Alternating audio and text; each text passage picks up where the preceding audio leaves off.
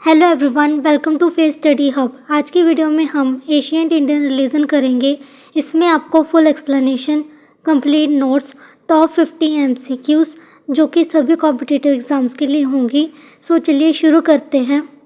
अब हम Asian religious traditions को समझते हैं। इसकी शुरुआत हमें सबसे पहले इंडस वैली सिविलाइजेशन में देखने को मिलती है। यह एशियंट इंडिया की सबसे प्राचीन सिविलाइजेशन थी। यहाँ के लोग मदर गॉडेस, पाशुपाति, प्रकृति, पेड़ पौधों और जानवरों की पूजा करते थे। उनका स्केयर सिंबल्स और लाइफ आफ्टर डेथ में विश्वास था। इसके बाद वैदिक एज आया। इस समय रिलीजन वेदास पर आधारित थे।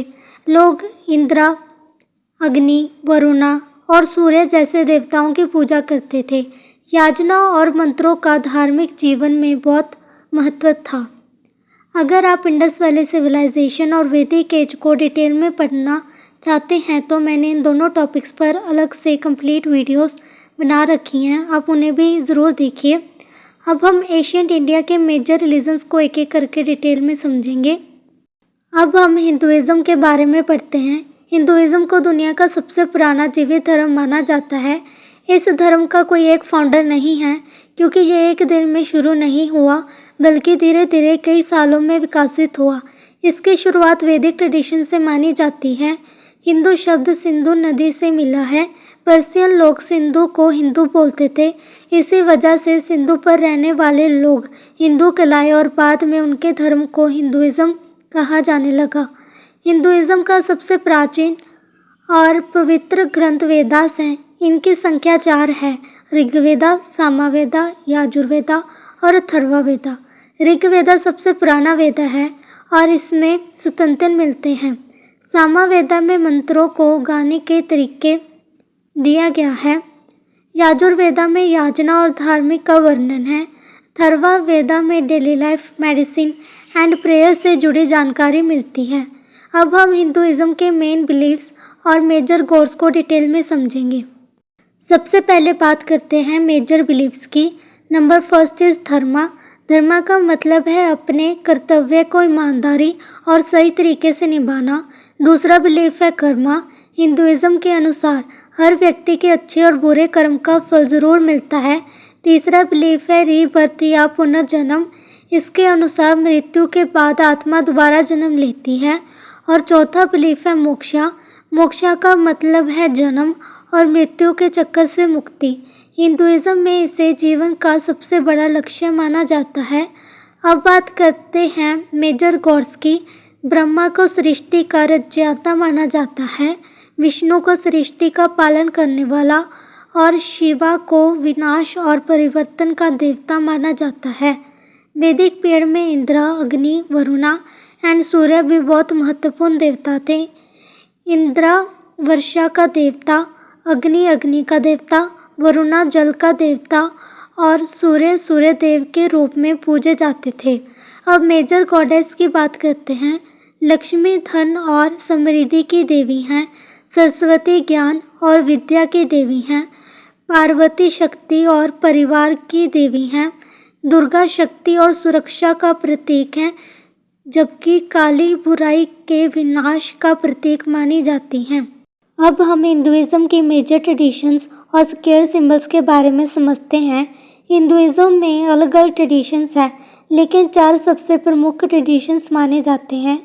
सबसे पहले है शैविज़्म, जिसमें भगवान शिवा को सर्वोच्च देवता मानकर उनकी पूजा की जाती है। दूसरी है वैष्णविज़्म, जिसमें भगवान विष्णु और उनके अवतार जैसे श्री राम और श्री कृष्ण की आराधना की जाती है। तीसरी है शक्तिज़्म, जिसमें देवी शक्ति के रूप जैसे दुर्गा, काली और पार्वती की पूजा की जाती है। चौथी है स्मृतिज़्म, जिसमें किसी एक देवता की जगह शिवा, विष्णु, शक्ति, गणेशा और सूर्य सभी को समान महत्व दिया जाता है। अब बात करते हैं स्केयर सिंबल्स की। ओम हिंदुइज़्म का सबसे पवित्र प्रतीक है और इसे ब्राह्मण की आज्ञा ध्वनि माना जाता है। स्वस्तिका शुभता, मंगल और समृद्धि का प्रतीक है। कमल या लोटस पवित्रता और आध्यात्मिक विकास को दर्शाता है। त्रिशूल भगवान शिवा का प्रमुख प्रतीक है, जो शक्ति और सुरक्षा का प्रतीक माना जाता है।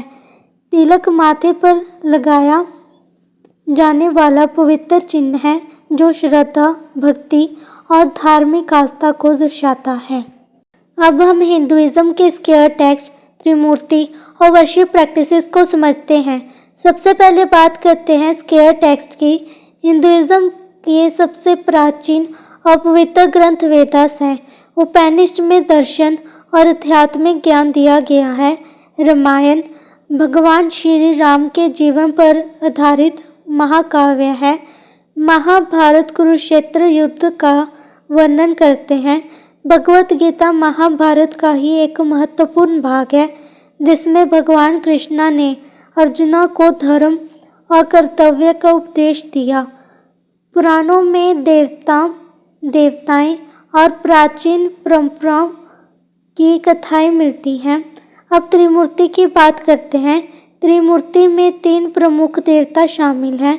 ब्रह्मा, जो सृष्टि के रचयिता हैं, विष्णु, जो सृष्टि का पालन करते हैं, और शिवा, जो विनाश के साथ साथ परिवर्तन के भी प्रतीक हैं।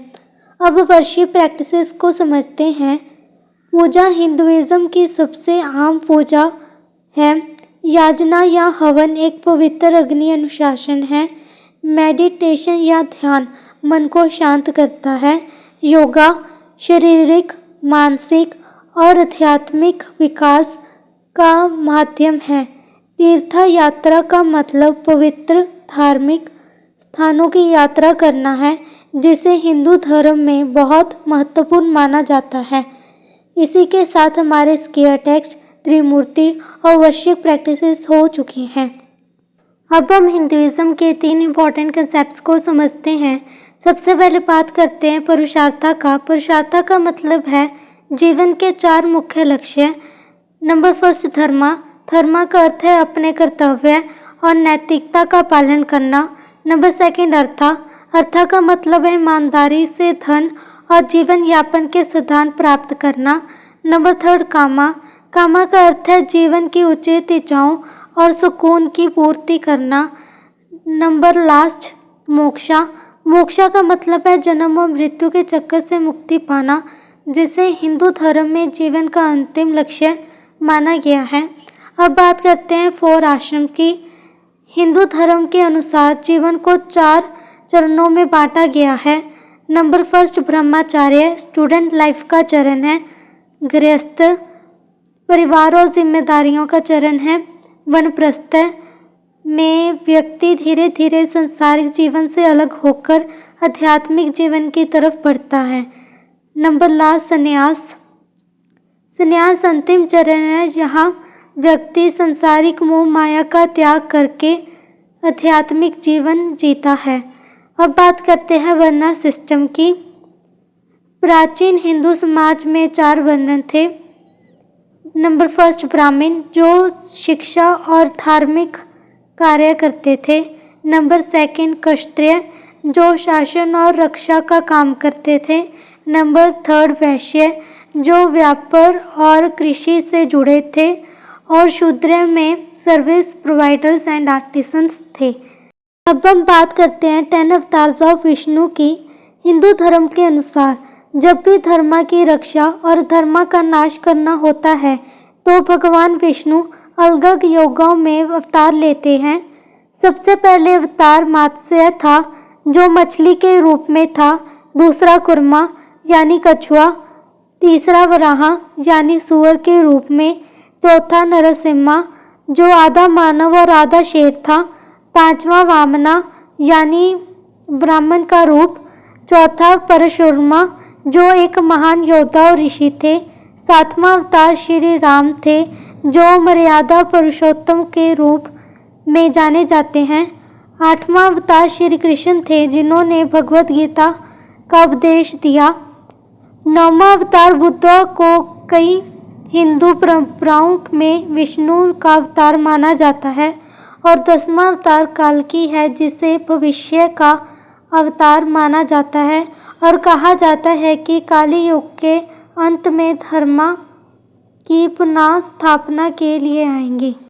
इसी के साथ एशियंट इंडियन रिलीजन का पहला रिलीजन कंप्लीट हो चुका है, हिंदुइज्म। इसके आपको नोट्स एंड टॉप 50 MCQ जो कि एग्ज़ाम स्टाइल जैसे पूछे जाते हैं वैसे आपको डिस्क्रिप्शन बॉक्स में मिल जाएंगे। प्लीज़ आप एक बार ज़रूर सॉल्व करना एंड उसके आंसर की भी है उसमें, सो सॉल्व ज़रूर करना। एंड मैं आपको मिलूँगी अब नेक्स्ट पार्ट में। So thank you so much for watching. Bye.